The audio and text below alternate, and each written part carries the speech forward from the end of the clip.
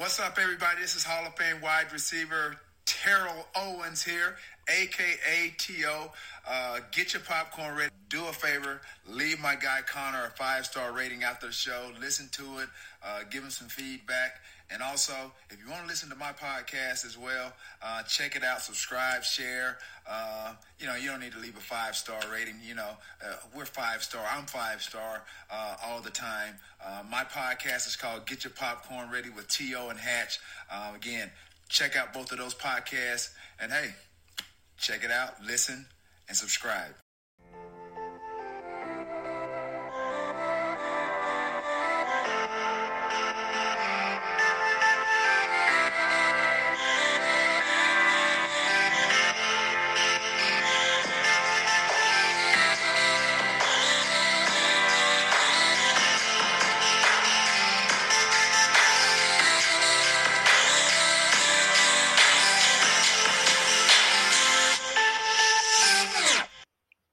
All right, thanks for tuning in to Eagles Brawl of the Brawl Network. However, you are listening iHeartRadio, Spotify, Apple Podcasts, Stitcher, YouTube, or whatever podcast station you use.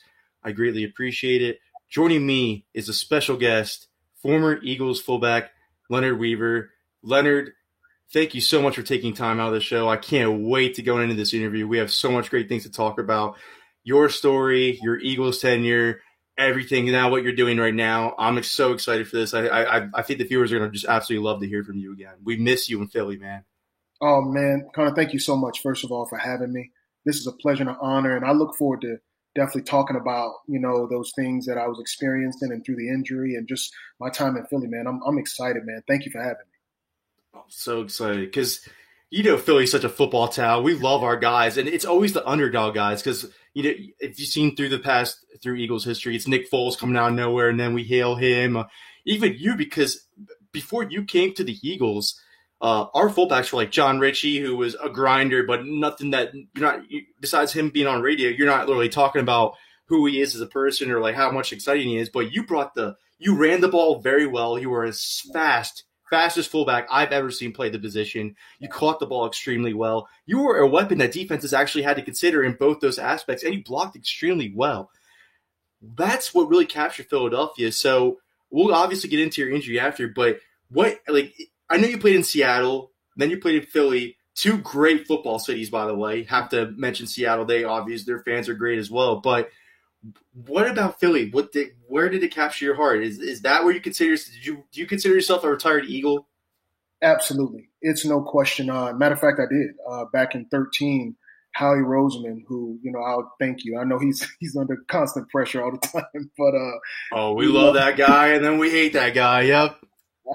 But he really does a great job, and he made it possible. Awesome. I know Andy at that particular time as well. Him too. Want to thank him. They made that possible. The coaching staff, especially after what I went through with the injury. So I want to thank them. But the what went into making that decision was simple for me. It's a business. Yes, I had several teams that were after me, and more money was even on the table.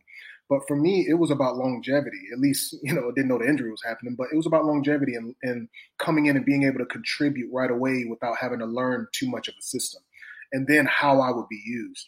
And after me and Andy spoke and Marty, it was very clear to me that not only was the offensive system where I needed to be as far as the West Coast and the terminology and being able to adapt right away, but I would be able to fit in with Westbrook and McNabb and Deshaun and those guys because I was an added weapon.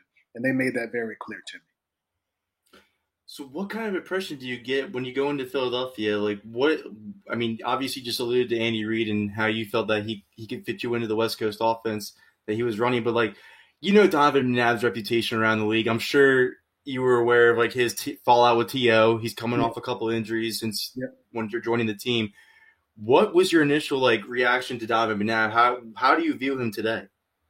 I actually view him probably a lot differently than people would expect. I like Donovan. To me, people I know had issues with his personality, but I didn't. Me and Donovan actually we were roommates in training camp. Andy and him really they accepted me. Westbrook as well. To me, Donovan was a guy that liked to grind. He invited me out to Arizona. I worked out with the receivers. I was one of the only back out there. working with those guys. To me, he had a tremendous work ethic. To me, that made a difference for me because in this league, you want to work with guys who understand what the work ethic is. A lot of times, I don't think fans get to see who people are outside of the game. And I think they have to understand, too, this is a business. There's certain things that won't be revealed and there are certain things that will be revealed. And between me and him, our relationship was always good. He was always straightforward with me. I never dove into the things that I heard on media, social media, because I understand people are people. I actually had a run-in with Tio when I got injured. He came down to Alabama when he got injured. And, man, I had a chance to sit down and talk with this man. He opened his heart, and I got to see T.O. outside of the game because football is an entertainment. Mm-hmm. This man has a huge heart. Yes, he's a little chauvinistic for sure during the situation that was going on. But I think the biggest thing with him, he was hurt and how things kind of happened and transponded. So to look at and talk to both of those guys, I think it was a big miscommunication on what was going on. And I think that's on a part of both of those guys, being that they were superstars, being that they were teammates, that they had to, come together and fix that. But my relationship with Donovan was totally professional, totally friendship-oriented, and I trusted him on the field. Because you really, that's a good perspective on Donovan, because you actually were with him towards the end, honestly, with his Eagles career, obviously. Wow. So you're sitting, this is before you even get injured. You're in this locker room. You're still fairly new to the team. You're 1 year in with the team. No, not even 1 year in. You're a couple months in when they signed Michael Vick. Did that surprise you? Because now you just said you're working out with McNabb. You're fully expecting Donovan McNabb as the quarterback, which he was that season still. But did anything go through your mind? Like, why are they bringing in Vick? They have McNabb, and then they have his former, he's going to be heir and Kevin Cobb. Like, what's going on here? Did you ever think that? Kind of no, and I'm going to tell you why, because I was kind of on the in on that. A lot of people don't know this, but I actually kind of got an in on that, man. I was contacted. Me and Donovan actually talked about it. And I know he talked about a few other guys. Donovan brought it to my attention. Donovan, me and him are roommates. Like I said, we were in training camp together my first year. And he asked me about it. He asked me honestly, which, like I said, for our relationship, I think it's different than a lot of people may have seen him over the years. He shared that with me, and I'm just coming in. We didn't have a prior relationship to that. We never played in the Pro Bowl together. We didn't have a meeting or a greet or anything. And he opened his heart up to me about that situation. And for me, I know it was a media extravaganza, but for me, I was all about the second chance because it happened to me. I remember when I was in Seattle, Mike Holmgren was going to fire me. The third game, he calls me into his office at 7 a.m. Outside of the team meetings to fire me. And he fired me, and it was the worst time of my life. I gave up 3 sacks in the game it's a preseason game. And he called me in, and he basically told me, "You're fired. Get out of here." I'm walking to the door. I'm literally crying. As big as I am, I'm crying. And Mike Holmgren stops me before I get through and says, "Leonard, hold on." He says, "Come back and sit down." And he proceeds to have this conversation with me about what he thought of me, who I was, and what I could be. From that day forward, my life changed when it came to giving people second chances, sometimes even third. And for Mike to come out of the situation he was in, to be able to play the game and participate in the game he loved, I felt like he was not only remorseful, but I think he was ready, and he showed it. And so I thought it was a great move by the organization, Andy, and then for Donovan to have that conversation with me. I thought I agreed and okayed it right along with him. That's so – because, it wasn't like they brought Vick in and then everybody was worried about Donovan at the time or what was going to happen. It was a media thing driven, but – That's awesome to have your perspective on that, to know that Donovan was, let's do this. Let's give Michael that second chance. Let's be the team that does that. To have, especially with Donovan, because he had to deal with Jeff Garcia coming in and winning while he was injured. He had to deal with Kevin Cobb being drafted in the second round. So he always had to deal with some other quarterback coming in that got the spotlight for a little bit, especially Vick when they signed him at the time. But I think you're right. Because to me, Donovan is the most underappreciated superstar the Philadelphia's ever had. In my opinion, personally.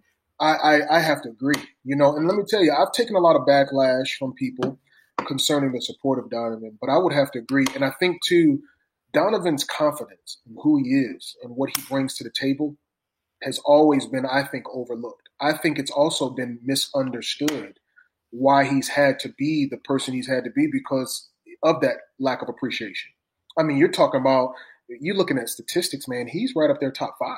I mean, when you think about it in terms of, yards and touchdowns, I mean, he's right up there. Maybe not top 5, but he's definitely in the top tier of quarterbacks. I mean, and that's not without me doing my statistical research. I'm just talking verbatim, but I'm just talking about when you look at what he's done, at least in Philly. He's the best Eagles quarterback all time right now. Right. Right now he is. There's absolutely no doubt to me. So, I mean, he's a person that had to guard himself. I kind of look at him like Andy, right? Andy was a guy in front of the camera where you got the straight face. You never really got a smile. But, man, that guy off camera in that locker room, you know how awesome of a person he was? I mean, man, he come in dancing. People only got snippets. But people got to understand, of course, in this business, you do have to protect your players and sometimes in the organization. And I think, and I know the way that Andy and how we went about business made all of the difference in that locker room. So, absolutely, I just think it's the perception of actually being there and knowing the person versus what people see. And that's why I'm glad to have your perception on, because you clearly know Donovan that well. I didn't even know you guys were roommates. That's a great little snippet for everybody to hear. So if anybody knows Donovan well enough, folks, it's Leonard Weaver. So I wouldn't doubt what he says. Just take us back to 2009, though, man, because it was exciting. I mean, I do want to get your thoughts on Andy winning the Super Bowl finally, since you clearly have a love for Andy Reid, and as we all do in Philadelphia. But he utilized your skill set and his offense to a full advantage that we'd never seen from the fullback position before, obviously. 70 carries for 323 yards, 5 total touchdowns that season. Like, you were a legit weapon as a fullback where no one would have expected that before. I mean, at the time, I'm 16, 17 years old thinking, like, how was a fullback playing to like this capability? Because I played Pop Warner. I played high school football. Our fullback was coming in. He was an extra offensive lineman, if anything. So to have you come in and just basically revolutionize the fullback position was incredible for me as a fan. How does that happen? How do you just translate to that position with your skill set and make it just click in the Eagles offense? First of all, I always have to give honor to God, of course, because of the ability he gave me. But I will have to say, from all the coaching over the years, I've been a guy that's always considered myself very versatile. In college, I played tight end, so I know how to block coming up forward. Being able to play linebacker, quarterback, safety. I've been a guy that people can just depend on, and that's because of my love for the craft and the game. I always consider myself someone who can do more than just once. And for me, being a free agent, I had to make that a staple on my resume. That if we pay this guy, we're not paying him for one position. We're paying him to play 4. So that means we don't have to get 4 guys. We can ask Leonard to do all 4. So with that being said, I think Andy, when he really saw, because I know they did their research, he knew what he was getting. Once that season Westbrook was out, because Westbrook played like the first couple games with us in the season, we had a meeting because now the pressure was going to be on this youngster we drafted in McCoy. And so it was pretty much Andy had a meeting and said, listen, I'm going to need you to step up and do some things. And I just told him, I just been waiting for you to give me the green light. And from that conversation, he was like, let's go. And he depended on me. And I showed him through, the trust and, of course, playability there. Absolutely. You made the Pro Bowl. That year. I mean, Westbrook, I definitely remember. I mean, LaShawn McCoy was a special player no matter what. Obviously, he proved that. But even coming in his rookie year, rookie struggled to translate. So I think, if anything, if you asked LaShawn McCoy today who helped you early in your career, like translate to the NFL, I would assume he would say you would be on the top of the list. Oh, man. Well, I would hope so. But, I mean, I would have to say Ted Williams, our running back coach, probably most likely him and Coach Nick, who's there as well, who's coaching, I believe, at Baylor now. Those guys really helped McCoy. And then, of course, Ted was like, Leonard, take him under your wing. I think a combination of us coming from Andy on how to get him prepared, because it was no question in our heads he was talented. It was he going to be responsible off the field? Can he handle the load coming in his rookie season? And I think we all agreed that we don't want to put that kind of pressure on a rookie just yet, especially with Westbrook kind of exiting. It wasn't like he had a whole season to learn and then, be submerged in it the following year. It was more so, man, we had to make a decision because Westbrook just went down. We got Leonard who can run, but then we got this young kid we drafted in the second round who can play, but he still hasn't been able to kind of translate to the game. And I think it worked perfectly. I was able to kind of take and relieve him of some of the pressure until he kind of learned. And you can see around week 8, week 9, he was immersed, and his ability started to show just a little bit to the point that he is now. Absolutely. I mean, so obviously you're not surprised he became the player that he was, the superstar running back. Absolutely. I'm going to put you on the spot here, and you don't have to. You can answer this any way you want to, though. Yeah. Who would you take if you had to, Westbrook or Shady? If you had to pick a running back to start your team with, I have to do it, man. I have to do it now because that's actually a really big debate, and I love Westbrook. I love both. Obviously, Westbrook was all Philly. I can answer it with no hesitation. I love Westbrook and I love Shady. Love both of those guys. But I'm going to go with Westbrook, and I'm going to tell you why. To me, there's a couple reasons. Westbrook, to me, was one of the best blocking running backs. Mm-hmm. As you can see nowadays, a lot of teams aren't requiring the running back to be in protection because you figure you take away that extra blitzer by putting that linebacker on the running back. And if you got a running back that's fast, well, he beats the linebacker. You throw it 5 yards, he takes it 60. Mm-hmm. And when we were playing, it was a little bit more different. We had to be involved in the protection and be able to block big guys. Westbrook could block. Shady wasn't as good of a blocker at all. He considered himself, to me, more of a runner slash, I'm going to break it up field versus a guy who was going to be involved in really killing the protection. The second reason is, to me, Westbrook and Shady talent-wise, I think Shady was a little bit more talented in terms of being able to move and stuff like that. But for me, it goes with pass protection, and I'm going with Westbrook. I love you, Shady, but that's who I'm going to go with. I mean, yeah, that's fine. I think Westbrook would win this debate anyways, usually in Philadelphia. I mean, Shady, like you said, I don't think I've seen, in Eagles history, seen a running back run that way. Miles Sanders coming close. But well, you know what?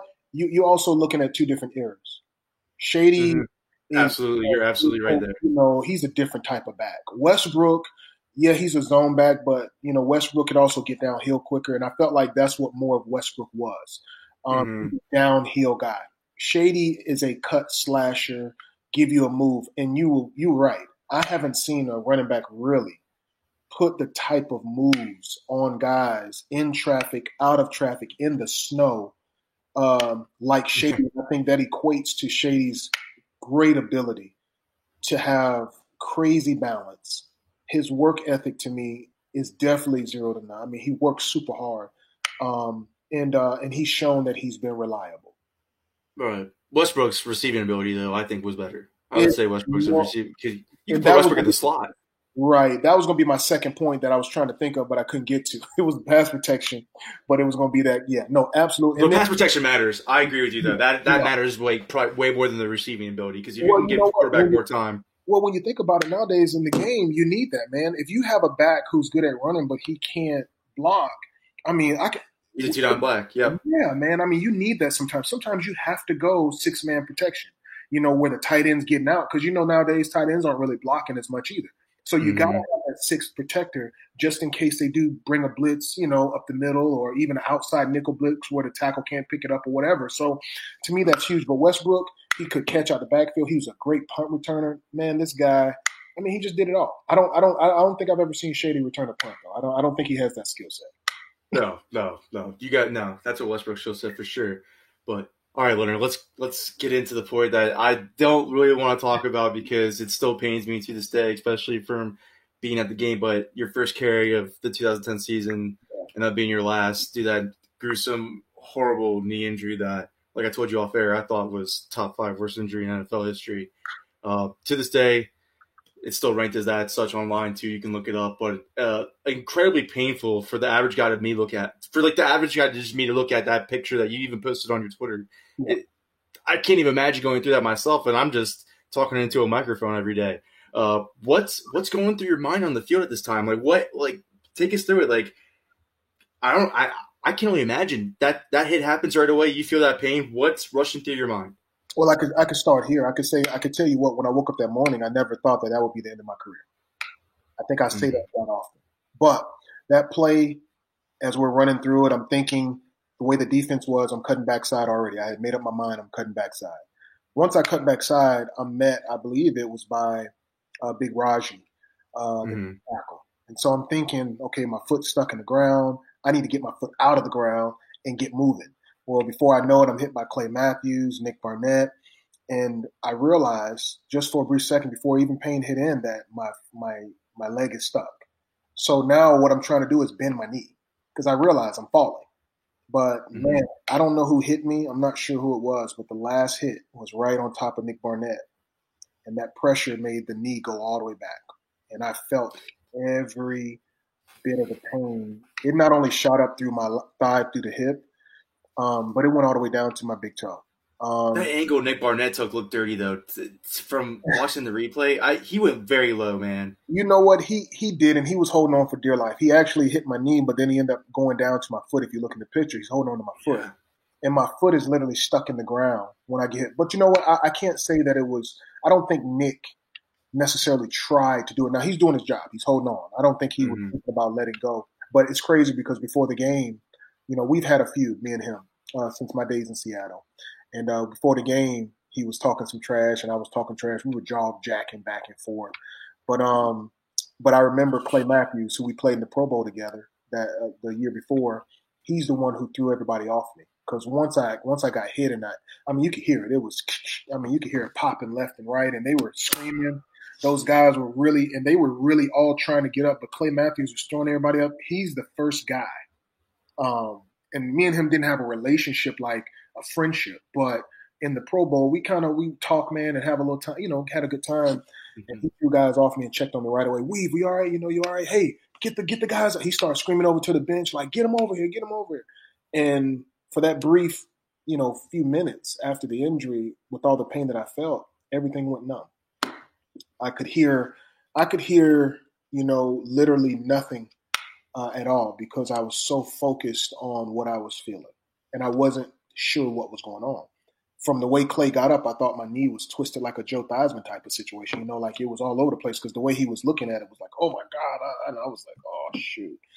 So once Rick, the trainer, and Peduzzi got out to the field, they never really let me know anything. They told me they were going to cart me off. And I said, absolutely not. I said, I will not be carted off. This is not my last game. And, because of the person that I am, I told them, I want to be carried off. Let me just carry off and let me get there, and I'll walk to the locker room. And they fought back and forth with me, but they allowed me. And I think it was Roderick Bunkley. Yeah, Roderick Bunkley. Yeah, he picked you up right away. Yeah, those guys helped me off the field. And when I got to that cart, it became even more surreal because I did hear the crowd. It was silent. And you could hear a pin drop. Oh, man. You could hear a pin drop for sure. And as I was, going to the locker room, I heard them clapping. But in my heart of hearts, I kind of knew that something wasn't right. And like I said earlier, when we got into the doctor's room and to do the MRI, the doctors, they came in, they were pretty much crying. They were in tears because they didn't really want to tell me that, Leonard, you're never going to walk again and your career is over. And when they told me, they finally broke the news. I can remember them moving me into the locker room in the training room in the locker room, and I sat there for the rest of the game, waiting for the orders to go to the hospital and, trying to be upbeat. But, man, my heart literally began to drop and sink. And so I had the guys come in. Matter of fact, when Michael Vick was the first guy that came in after the game, gave me some love, those guys began to come check in and from there I kind of started to feel a little optimistic about the approach. And I think a week after I went into surgery to Alabama and began my rehab. And like I said to you off air, I rewatched your Derek Gunn interview, and you were fully content. Hey, I'm beating this. I'm coming back from this. I'll be on the field. Don't worry about me. I'm just going to rehab here. And I mean, just to see them working on your knee and putting the amount of pressure on it, and I mean, you like Derek Gunn said, you were out of character. You were like, listen, I can only imagine, man. Can you just take us through these mental hurdles of going through the rehab? Because I can only imagine, because your hopes are, I'm getting back to the field, and I mean, it hurts me to even think about this, man. So let's let the viewers know how hard that is to go through. It was super hard. Initially, I thought I was going to be there for 3 months, but I ended up being there for 11, learning how to walk again. But the reason why Dr. Andrews is highly sought after and one of the best doctors in the world is because of how he does his rehab. And Kevin Wilk, who's the head trainer there, and in Birmingham, my first day out of surgery, they started bending my knee. That's how intense it was. And it was I can't even really describe it in terms of how mentally draining it was to get up and be at that location every day, literally all day. I spent 12 hours a day rehabbing, working out. I did hit a mental wall where, I literally moved to Alabama. I got a place there. I brought my dogs, everything that I could, and to have to get up every morning for 12 hours a day just working on a knee, and only to be told as you're getting better that it's still a chance that you may never ever see the field again. Reality started to kind of hit towards the end of my rehab. But it was tough. It was tough, man. Emotionally, very tough. I was very emotional. I went through a lot of pain, internally and mentally because of what I had to deal with, because I love this game. And, I had questions about why was it taken away from me. And there was a lot of things that were going wrong because of, what happened to me. But I think it made me a better person, a better man. I was able to change some things around in my life and kind of, rehab myself during rehab. Man, I can only imagine. That's tough. And to become the person that you have become today, the father you become today, my hats are off to you, man. Like, that's not something easy to overcome, especially with being in question if you could walk again. Being that convenience of being taken away from you just suddenly out of nowhere, unexpectedly, and then having to go through the mental hurdles of that grueling rehab process that you just alluded to, and living life, hoping that you could play again, and then doing all this work just to find out it's not going to happen. Like, that hurts me to even just say it out loud. So, bravo to you. My hats off to you for becoming the man that you are now today after all this trauma you went through that would break a lot of people. You were an incredibly strong person. No, man, I would have to say, I owe some credit to a lot of people who were there, who helped supported me. Mom, of course, always. There were some important people, Coach Ted, got checked in from time to time. And it was people there that really helped, but it was very, very difficult. And it came to a point, I would just like to share this with a lot of people out there that may be listening, is there does come a point in your life where you have to make a decision between the reality and your dream in certain circumstances, not in all. For me, the reality was my optimism was great, but playing in the NFL at the level that I played at would be virtually impossible because of medical circumstances that I had. And the timing in which I wanted to come back doesn't fit and didn't fit with my age and, where I was trying to go. And I had to accept that. And I think it was the first game, I think when they played in Detroit of the following season, where it really started to take a toll on me, emotionally. Very tough too, because those guys were focused on ball and I would watch them play. I watched them play every game, every single snap. I went to the game.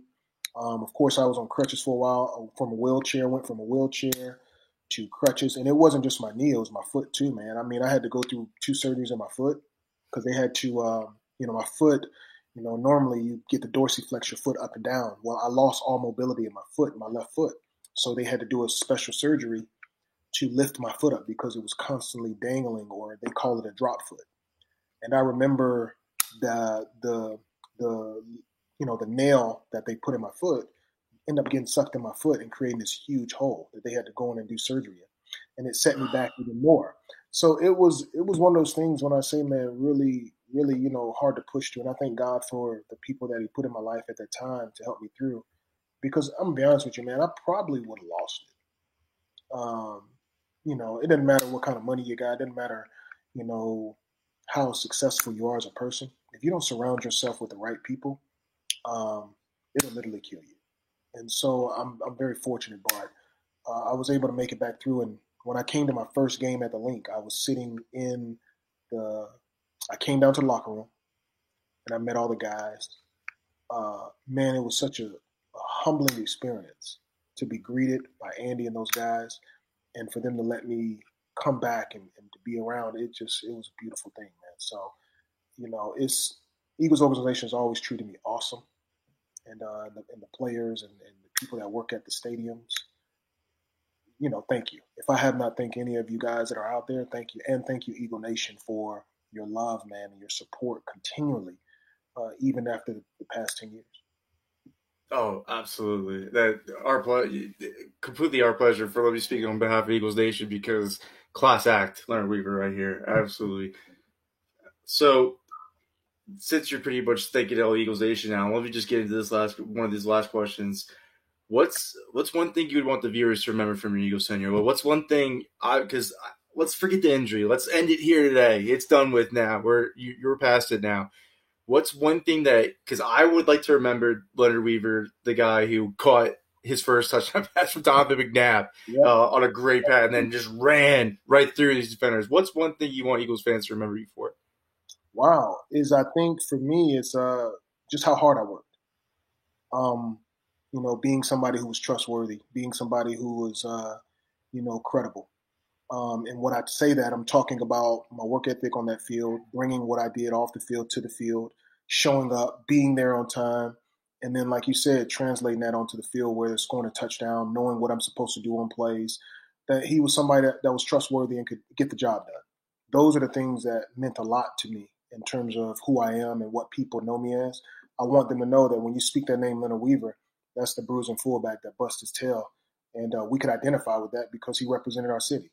He's a guy that nobody knew, came in, bust his tail, hard hat. Not only that, he was loving. I didn't mind giving autographs, man. I love people. People love me, man. So those are the things that stick out to me. Yeah, because I had to show you my off-air. I had to show you my mini helmet that you signed for me and put 2009 Pro Bowl on. I loved it. But, of course, we're going to remember you that way. And the exciting fullback plays, because, again, the Eagles don't really even use a fullback anymore. So we're always going to remember the last exciting superstar fullback we had in Leonard Weaver, of course. But now you're getting into high school coaching. I love that you're getting into the coaching side. It sounds like you're the type of person that I would want leading my football team. Doug Peterson actually started off as a high school football coach, and now he's a Super Bowl winning NFL head coach.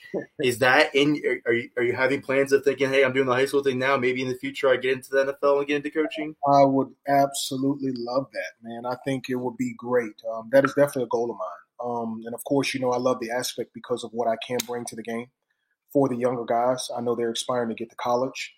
And I believe, for me, I played at the college level. Even though it was D2, I played at the best that I was the best at my position and what I did. So I look forward to instilling some of those things and bringing some of that attitude to these kids so that they understand not only the business, but what's expected of them. Also, that's great to hear. And then let's just get into it because I know that you're doing a booster club for your Coral Springs football team right now. Let's let the viewers know it so we can help you out because Eagles Brawl and myself doing everything that we could possibly can to help you guys. I want all the viewers to get in on it too because Leonard's doing a great thing right now, coaching and just being a spiritual person because we get to learn so much from you. You're like a sponge for these kids to soak up. So let the viewers know how we can help because we would love to do so. Oh, man. Well, I would say for all the viewers out there, if you guys want to contribute, because right now, if you've probably seen me on social media, I've been posting about raising money. The location I'm at is Coral Springs High School. And when I came in and took the job, I've always had the attitude of building something. That's always been my approach to everything. And so, I got to raise funds. The program doesn't have funds. And I know a lot of people question the area. It is a very wealthy area, but they've been through 4 or 5 coaches who have been very unstable, who've been taking from the program, stealing, and different things that I have heard. I don't know if that's actually true, but that's what I have heard coming into the position. And so for me, I'm trying to create some stability, some honor, and some integrity. And so I'm raising money. Our goal is $70,000. We've raised almost, I want to say $700. Thank you to all the people that are giving. But if you want to give, you can go to, I believe it's Coral Springs Booster Club. Let me make sure I got this information correctly so that I can That's fine. Yeah, we got to get this information correct because I got to go to everybody out there to help you out, man. We got Eagles take care of their own. No, they have been a blessing to me, but it is okay. Here it is. It's going to be yes. They can give. They can go to Snap not Snap Raise, but they can go to Zelle, or they can go to the Gmail and give through Cash App, and you can do it through Colts QB Booster Club at gmail.com. That's Colts, and that's COLTS QB Booster Club at gmail.com. If you can't give through Zelle, or if you can't give through any other way, you can give through PayPal as well. But we're raising money because they don't have locker rooms. We need jerseys, uniforms, and I'm trying to bring a attitude, to these kids that, to make their environment easy for them to focus on school and then focus on playing the game. And if we can do that as a staff, which I believe we can, then it can be done. So they can go to PayPal, and they can give at Colts QB Booster Club at gmail.com, or they can go to Cash App and do the Cash App sign, the money sign, Colts QB Booster Club, and give that way as well. We would love to help. Anything you guys can give over, it is tax deductible, so we are a 501c3. The money is not going to Leonard Weaver directly. This money is going right into our Booster Club account, and this money is going to go to pay for those things that we need. So nutrition, we have pregame meals. I got a JV and a varsity. So when you look at that, that's 18 meals a year, which are going to probably cost about $5,000 to $6,000 per program. So for the JV as well as the varsity, we got jerseys, brand new uniforms. We would love to do 2 jerseys, 2 set of pants.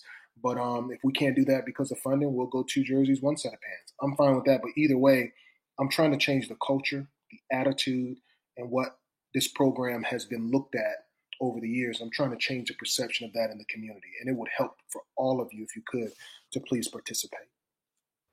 And I will be putting the details to donating in the episode's description. You guys can check that out, and this will help Leonard out. I love that message you're trying to send. It's all, you can clearly tell where his heart is at in doing this. I want to help make this happen for you. I hope Eagles Brawl and Eagles Nation out there listening does their part as well. We'll be promoting it on Twitter and doing what best we can, Leonard, and we'll try to help you out here. Connor, thank you so much, man. It's been a blessing, man. It's been a blessing talking to you, going back on your Eagles career. I know we all miss you, and I'm glad that we had the opportunity to do this and had the opportunity to sit down and do an interview, because that's just not how I want to end Leonard Weaver's tenure, was that injury. I know your rehab was with Derek Gunn, but after that, it was just nothing. I felt like the media didn't really pay attention to you after that, and I hated that. So I'm glad that I can do this episode, add some closure to your Philly tenure, and just remind Eagles fans how much you love them and how much we loved you before everything went down. No, that means a lot, man. And like I said, I do love Philly, man. You guys you're pretty much the identity of who I am. Hardworking, bust your tail, and, you let people know, hey, if it ain't right, fix it. And once you fix it, we'll love you again. So I understand that very much so. I hope to have you on the Eagles coaching staff someday. I hope to see you one day after you accomplish everything you have to accomplish at Coral Springs and all the bumps along the way. I hope to see you on the Eagles coaching staff someday, making it happen for these running backs out here. Maybe bringing back the fullback type thing, because I think they help. Let's end it with this. What do you feel about the NFL shying away from fullbacks? Like, what does that do? Does that bother you? But I mean, again, you were like a jack of all trades player, so just to call you a fullback also is kind of wrong. No, I don't think it's wrong at all. I do think it's an important position. You need it. But nowadays, I understand why they're getting rid of it. And the reason why is because fullbacks are not making themselves, at least from my perception from the outside now looking in, they're not making themselves valuable. I mean, we just talked, I think the highest paid fullback now is the young man in Kyle Juszczyk. Yeah, and 49ers. Kyle Juszczyk. I told you off air, you were basically him before it was popular to be like that. And you know what? He's got paid a lot of money, and he's done an outstanding job. But what I teach these young players, especially going from college to the pros or from high school to college, is to make yourself valuable and be able to do more than one position. The fullback position is a one-of-a-kind position that it takes a special person. And I would have to give a shout-out to one of my mentors, Max Strong in Seattle, Coach Stump Mitchell, because, Max Strong was the last really fullback that I saw who still ran lead, because we didn't even run zone back then. We were a lead on the Mike linebacker zone, off tackle type of a team with Walter Jones. Right. So that type of offense started to kind of go away during, the Mike Holmgren era. But I would say, man, it does kind of put a little sour taste in my mouth that they're not. But I understand why, because we have to make ourselves valuable. You got to make the defense account for you as a fullback. And you definitely did your part while being in the Eagles uniform, even the Seahawks uniform. I think that's what obviously drove you to the Eagles. They saw you shine that athletic ability with the Seahawks, and they go ahead and we got to get them. But we're glad you chose us over the Seahawks, the Buccaneers, and the Vikings, right? That's all the teams that were in on you, I think. It was the Raiders. Raiders, too. Yep, it was the Dolphins. It was a few East Coast teams. A lot of teams. Yeah, it was a few teams that came up from the East Coast that because they knew I wanted to be back on the East Coast in some location. But man, I'm glad I chose Philly. The best decision, period. Best decision. Absolutely. And we love to have you in there. Thanks for hopping on the Eagles Brawl today, giving us your time. Almost 40 minutes on an episode. That's amazing to take this out of your day. I had a pleasure talking with you. I'm sure Eagles Nation's going to love hearing from you again and hearing the backstories and everything in between on this episode. Thank you again for coming on and speaking with us today. Tony, you're welcome, man. Thank you, Eagle Nation. You guys take care. You too, my friend.